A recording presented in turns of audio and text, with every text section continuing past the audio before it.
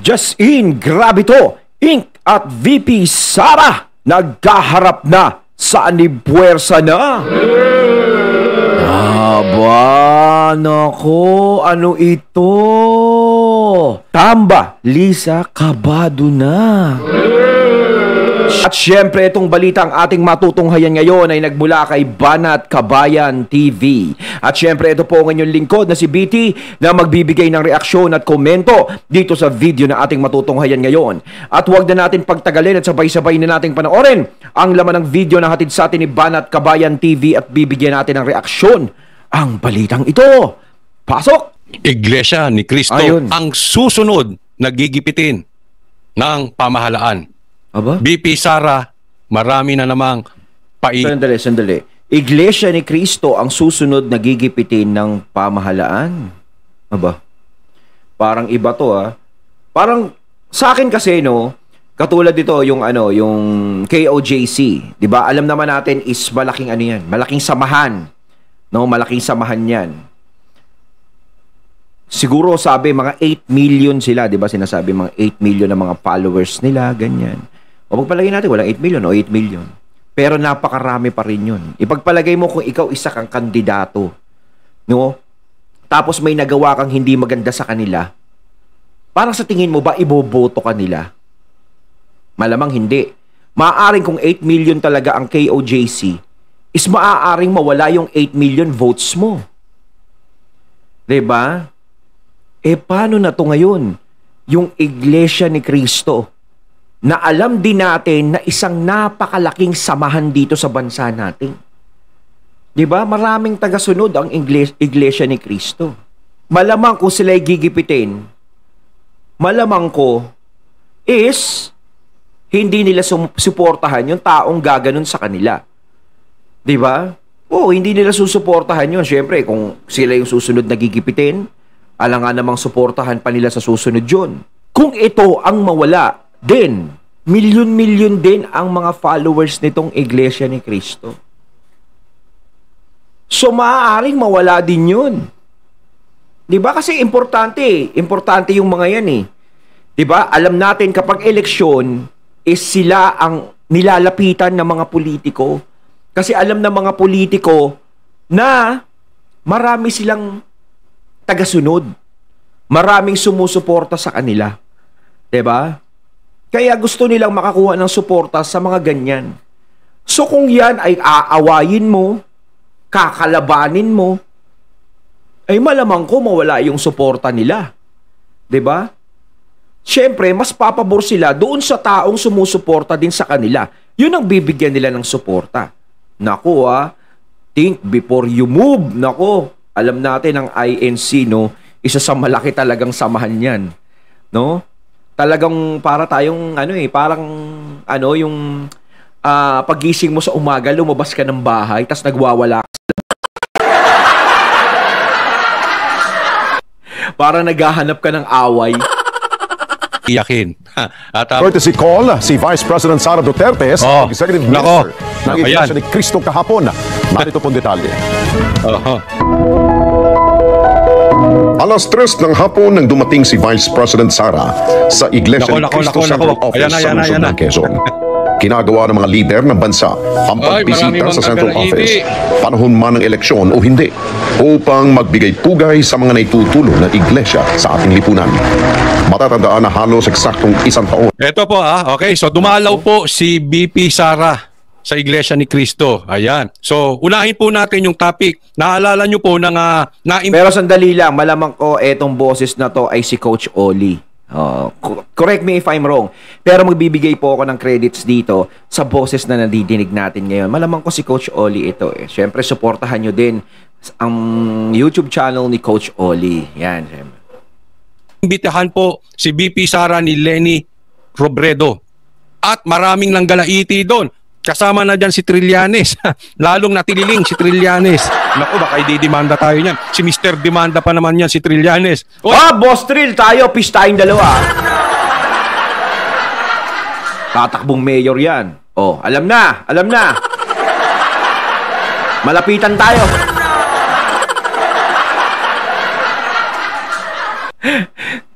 Suportahan natin yan. Ang tatakbong mayor ng Caloocan. Suportahan natin. Malapitan!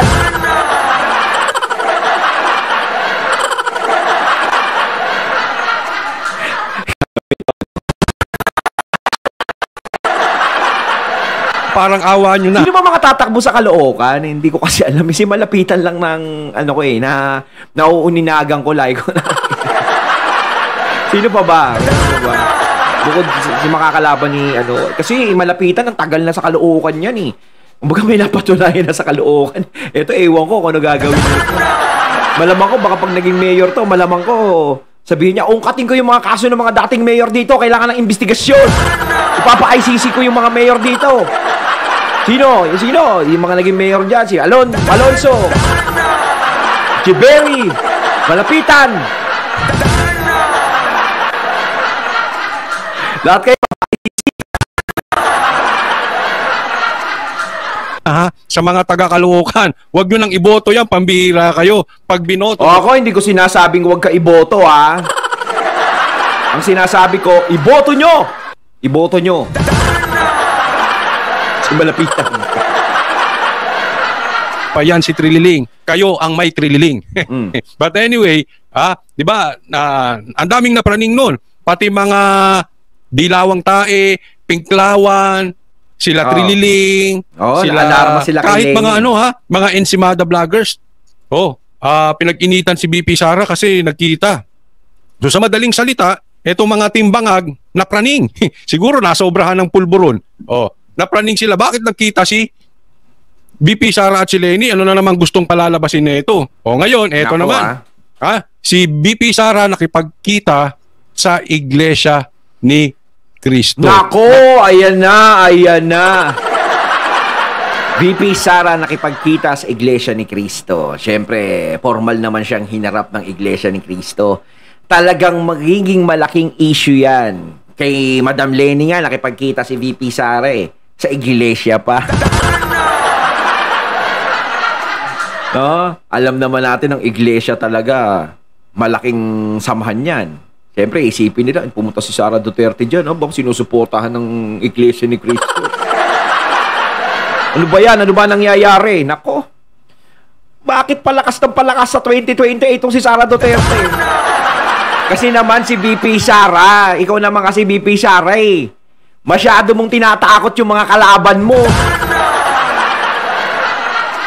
Uy, di ba? Una, sa survey, nagna-number 1 ka, doon kinakabahan na sila. Di ba? Medyo slight pa. Tapos pumunta ka kay Lenny. Parang iniisip nila, aagawin mo pa ba yung mga yung mga kakamping? Di ba? Siyempre, may mga supporter ng mga kakamping ni Lenny. Mapupunta pa sa'yo. Tapos ngayon, iglesia naman. Masyado mo silang pinapanervyos. Baka mamaya gumagano na sila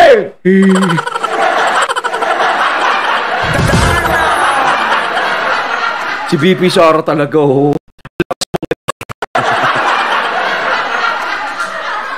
Ano po siya, nag-courtesy call. Yan. So, sigurado ko, ang dami na naman manggagalaiti. May malamang. Matitiriling na naman si Trililing. At yung mga supporters ni Trililing, matrililing na naman. At etong mga Ensimada vloggers, kakain na naman ng maraming pulburon. Yung mga mahilig sa pulburon dyan, magpupulburon na naman. Siyempre, dahil masakit na naman sa kanila. Alam mo, yung mga nagpupulburon, matatampuhin yan. Oo, mga praning yan. Yung mahilig sa pulburon. Di ba? Eto. Pero masarap ang pulburon, yung totoo. Ako wala akong pakialam doon sa mga pulburon issue ng di ba? Na ganyan nga, na inaakusa sa Basta ako sinasabi ko dito, masarap ang pulburon, paborito ko yun. Pero yung pulburon na totoo, lalo na yung mga bilog, yung tagsa sa 6 pesos, yung malalaki, yung may mga pinipi. Nagkita, nag-courtesy call. Ano na namang ibig sabihin nila ni BP Sara niyan? Tatandaan po natin ulit, may nakamanman kay BP Sara. Bawat galaw ni BP Sara may apektado. Hindi po natin sinisisi si BP Sara. Hindi niya naman po kasalanan yon. Kasalanan yon nung mga insecure. Diba? So, ang katanungan dito, yung INC kaya o Iglesia ni Cristo ang susunod na gigipitin, ang susunod na pag-iinitan ng mapang-abuso sa taong bayan. Nako, wag na nilang pangarapin. No, wag na nilang pangarapin. Kumbaga kasi syempre tumatakbo ka eh. Kailangan mo ng suporta ng mga tao at ng mga malalaking samahan para iboto ka. Ngayon, kung meron kang samahan na nasagasaan, syempre, pagpalagay natin kay OJC, wala na sa tabi mo yun, wala na sa panig mo yun. Hindi kay VP Sara, doon sa sumagasa talaga sa kay OJC. 'Di ba? Syempre, nagagalit sila ngayon sa administrasyon eh. So, etong INC, sasagasaan mo pa ba? 'Di ba? Kapag sinagasaan mo yung INC, malamang ko ay talagang madidiretso 8 diretso inudo talaga mangyayari. Hindi talaga, 'di ba? Ang laking bagay din. Kahit hindi naman natin sinasabi na bakit INC lang ba ang malaking samahan? Bakit buong Pilipinas? Ganto. Buong Pilipinas naman talaga yung religionist sa samahan na 'yan. 'Di ba? Pero ang laki din ng maiaambag niyan kung sa boto mo lang. Kung iboboto ka. 'Di ba? Malaki magiging ambag ng mga relihiyon ng mga malalaking samahan na 'yan. Gaya ng mga El Shaddai, Iglesia ni Cristo, 'di ba? Tapos dating daan, marami rin 'yan. Tapos KOJC, madami. Kaya nga nagiging puntahan sila ng mga politiko. Kung mawawala sa tabi mo yung mga 'yan at mawawala ng suporta 'yan, huwag ka na tumakbo. Kasi ang aasahan mo na lang talaga is yung mga boto na manggagaling sa taong bayan. Ang problema, inaway mo na lahat ng relihiyon, inaway mo na lahat ng samahan na yan, tapos galit pa sa iyong taong bayan, magpahinga ka na lang. Diba? Kasi hindi mo pwede pagkatiwalaan yung sarili mo na kahit hindi nyo ako iboto, ako pa rin ang mauupo at kami ang mauupo, kami pa rin ang kokontrol ng gobyerno. Hindi magiging ganun yun. Tapos na yung panahon natin ganun. Tapos na ang panahon ni Hitler. Tapos na ang panahon ng mga ganung klase. 'Di ba? Iba na ang panahon ngayon. Computerized na tayo. 'Di ba? Wala nang family computer ngayon. Ang mga tao is may isip na, marunong na lumaban, marunong nang magsalita. 'Di ba?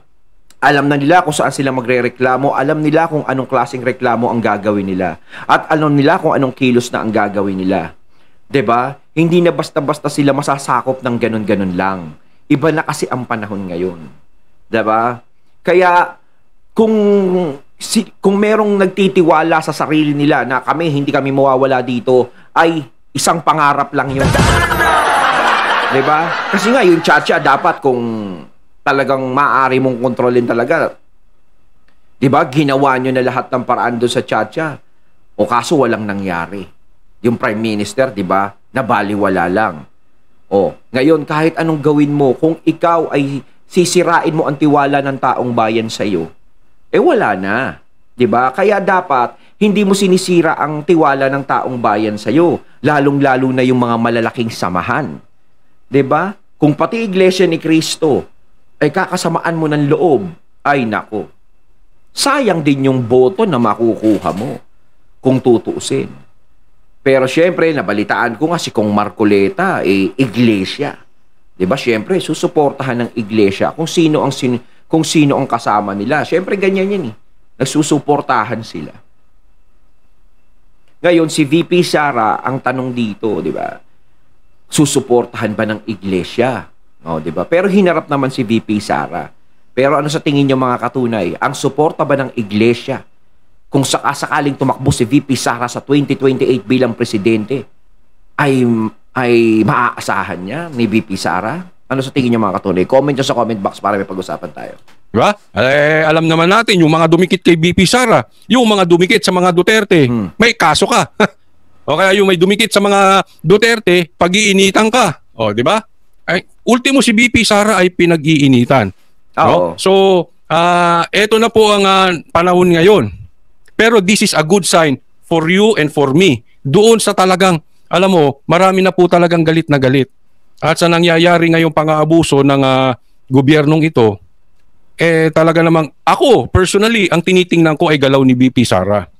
And for now, parang nag-i-invest si VP Sara. Pansin nyo, di ba? Nung nagka-problema ang KOJC, dumalaw din. Si VP Sara, kinabukasan, may nag-init ang ulo. Si Diwata. O ngayon naman. Iglesia ni Cristo naman ang dinalaw. So parang sinasabing nag-i-invest is parang nag-iipon na. 'Di ba? Nag-iipon na siya ng matinding puwersa. 'Di ba? Kasi nga alam natin kapag yan pumabor kay VP Sara, is alam natin kung sino na, 'di ba? Finish na ang magiging laban. Ganun yan eh. Hindi lang yan. Kung magiging kakampi niya yan, Iglesia, tas kay OJC, tapos yung mga taong bayan, napakalakas nun. Yun yung gustong makuha ng mga politiko eh. 'Di ba? Yun ang naging kulang sa kanila ngayon. Yung ginagawa ni VP Sara, hindi kayo masyadong ma-PR. Ginawa niyong personal lahat ng bagay. Kaya masisira lahat ng pangarap nyo. Ika nga, 'di ba? Kung ikaw galit na galit ka at pinairal mo yung galit mo sa kalaban mo o sa kaaway mo, masisira ang diskarte mo. 'Di ba? Dapat hindi mo sinisira ang diskarte mo. Ngayon, kung kontento na kayo, kung sa ano lang meron kayo ngayon, 'di ba? Nasasabihin mo, okay na sa akin kahit hindi na ako umupo sa susunod o hindi na ako manalo sa susunod. Kasi, meron na naman ako dito sa bulsa. Ay wag, pauubos din. Magkakakaso ka pa dyan. 'Di ba? Pero kung gusto mong manatili sa posisyon mo, 'di ba? Dapat matuto kang makisama. Yun naman talaga eh. Kung hindi ka marunong makisama sa taong bayan, hindi ka marunong makinig. 'Di ba? Kung sarili mo lang ang iniisip mo, sarili mo lang ang iniintindi mo, walang mangyayari sa buhay mo. Hanggang diyan ka na lang. So, anong kakahinatnan? Aabangan po natin. Pero tatandaan nyo po, pag nagkakaso ang Iglesia ni Cristo, or kung sakaling may binulatlat na kaso ang iglesia, sa Iglesia ni Cristo, o meron na namang birada sa Iglesia ni Cristo, or kung ano pa man, hindi na natin maitatanggi. Ito ay halatang halata na po. Kayo ay siguradong... Kasi kahit kasuhan nila yan, kasuhan man nila yan, yung Iglesia ni Cristo, o pagpalagay natin ganun, may kakaso, may nasilip na butas. May kukulong nyo yan. Kung sino yung nagmamay-ari niyan, pastor niyan, ganito, ganyan. Kung sino, mapapakulong nyo. Kagaya ni Kibuloy. Mapapakulong yan. Napakulong. Pero ang tanong, lahat ba ng mga supporter niyan ay mapapakulong nyo? Ay naku, baka mamaya ma-overload yung kulungan. Hindi. Diba? Kasi kung sino lang yung taong irereklamo nyo, yun lang ang makukulong dun. Kung meron kayong masisilip na butas. Paano yung mga taong sumusuporta dyan? Kung may mahuli kayo, 2 o 1 tao lang dyan. Sa tingin nyo ba, hindi itutuloy ng iglesia kung ano yung nasimulan nila? Diba? Siyempre, itutuloy pa rin yan. Meron pa rin meron pa rin mga backup na magtutuloy niya. May mga pastor yan, may mga ganto, ganyan. 'Di ba? May mamumuno diyan pansamantala hangga't wala yung parang kay Kibuloy. Ganun pa rin. 'Di ba? Tuloy pa rin kahit wala si Kibuloy. Nandun pa rin ang KOJC. 'Di ba? Hindi mo basta-basta mabubuwag eh. Yung iniisip mo na, kapag hinuli natin to, pag pinakulong natin tong leader nito, mawawala, buwag na yan. Ay hindi. Sa tagal na ng samahan na yan, malabong mabuwag yan. Maaaring mawala ang nagbuo niyan pero may papalit yan. Kapag matagal na yung pundasyon na ginawa niyan, na tinatag niyan, hindi mo basta-basta mabubuwal yan. Solid na yung mga tao dyan. Papapansin nyo yan.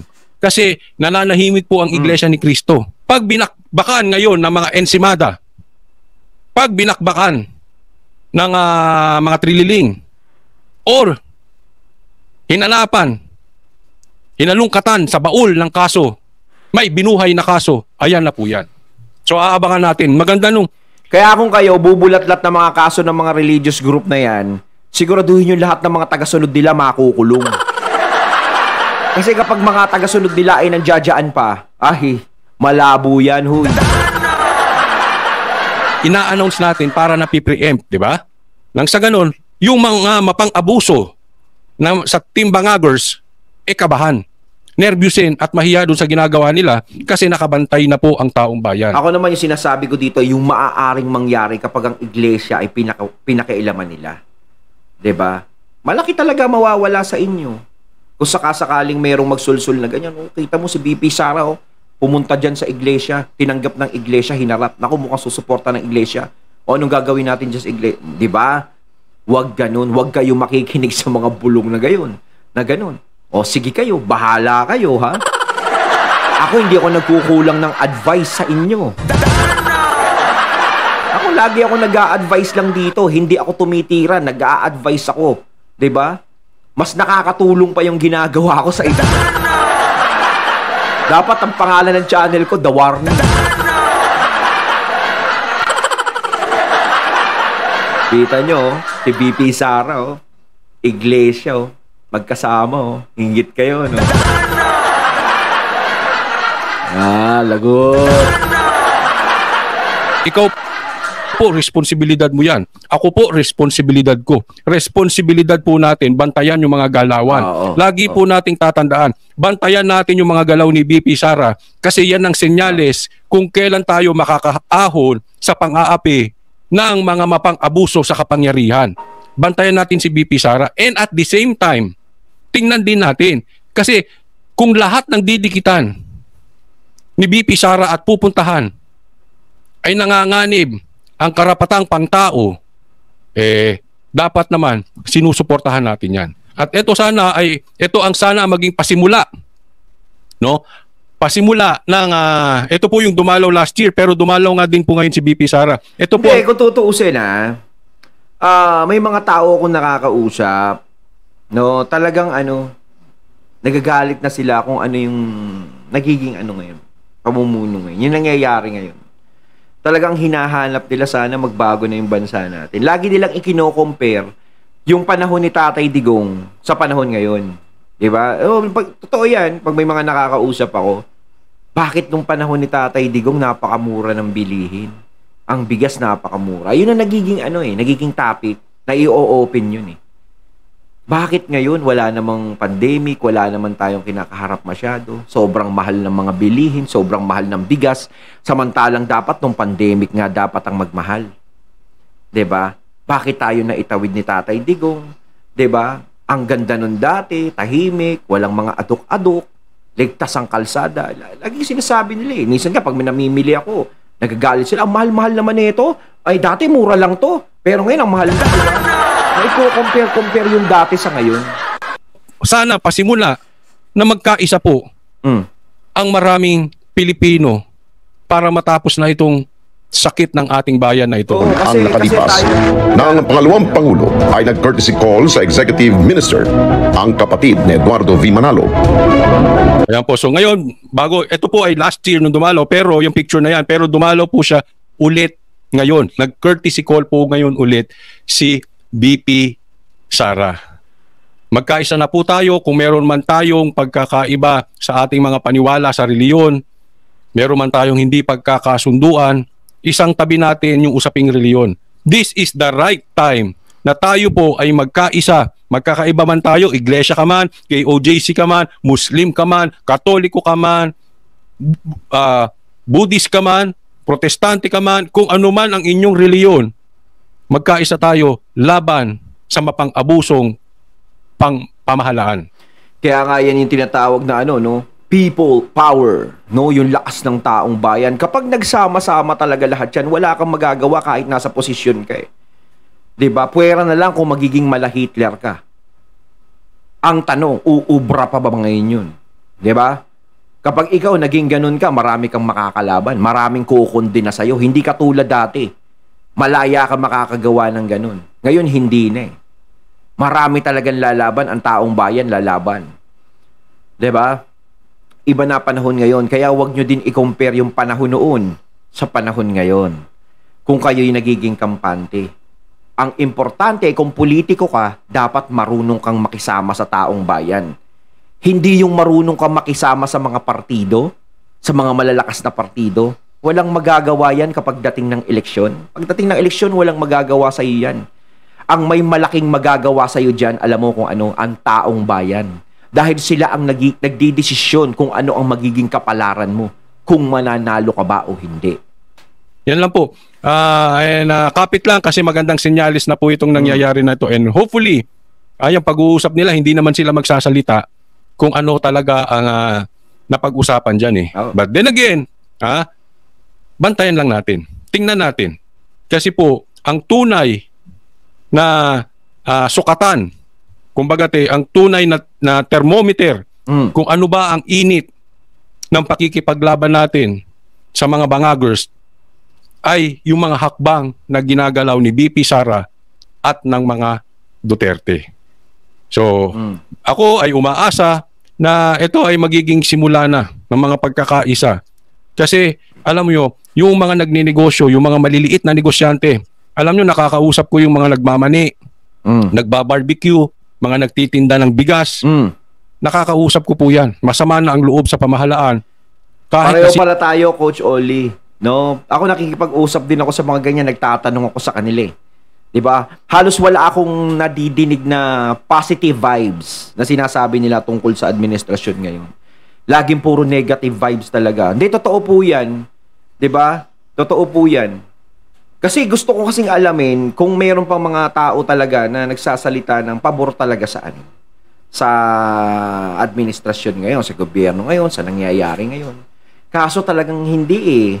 No, siguro dami-dami ko nang nakakausap pero wala akong nadidinig na gano'n eh. Na okay naman ngayon eh. Wala tayong nadidinig.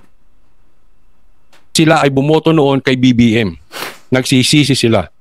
At nakausap ko rin yung mga negosyanteng talagang matataas na mga tipong talagang milyonaryo at malalaki ang negosyo sa Pilipinas. Hirap talaga pag nawala tiwala sa'yo ng taong bayan, no? Sila sa nangyayari. Ito sa atin lang ha, hindi ko na papangalanan kung sino. Grabe daw ngayon. Bawat proyekto may cut ang ibabaw. Na dati naman ay hindi nangyayari. Yung cut na yan eh. Kami napapahamak yan. Kayo na mag-isip kung sino sana to. Lahat. 2%. Lahat ng proyekto. Lahat. Ganyan po ang nangyayari ngayon. Sino-sino ito? Sabi, hindi tayo aahon yung bansa natin kapag ganyan na nangyayari. Kawawa na. Alam mo, ang kawawa dito, tayong lahat eh. Taong bayan talaga eh. 'Di ba? Kaya ang taong bayan talagang sabik na sabik magkaroon ng magandang pamumuno. Nung sumusubok sila, naghahanap sila. 'Di ba? Mga tao na ito. Alam nyo, or kung kayo man ay panatiko sa kabilang barbershop, eh syempre hindi nyo aaminin ito. No? Pero sana naman matapos na itong ating pagdudusa bago maubos ang kaban ng bayan. Ayon, at ating natunghayan ng video na nagbula kay Banat Kabayan TV at syempre natunghayan din natin ang boses na yon na binigyan natin ng reaksyon na nagbula kay Coach Oli. Kayo mga katunay, anong masasabi nyo tungkol dito sa video na ating natunghayan ngayon? Comment lang po kayo sa comment box. So once again, I'm BT and I'm out. Peace.